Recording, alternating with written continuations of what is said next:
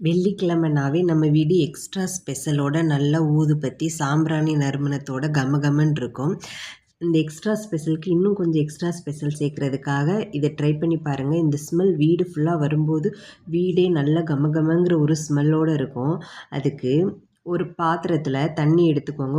ஒரு செம்பு அளவு தண்ணி ஊற்றிட்டு அதை ஸ்டவ்வில் வச்சுட்டு அதோட வெட்டி அன்னாசிப்பூ இதோட கொஞ்சம் 5-6 மிளகு சேர்த்துக்கோங்க.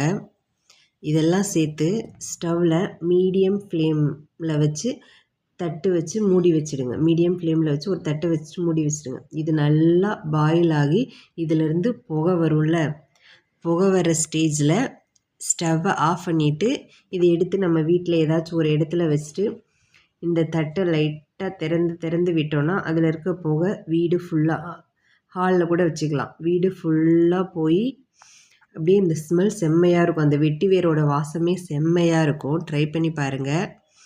வீடு ஃபுல்லாக நல்ல ஸ்மெல்லோட நல்ல பாசிட்டிவ் எனர்ஜியோட சூப்பராக இருக்கும்.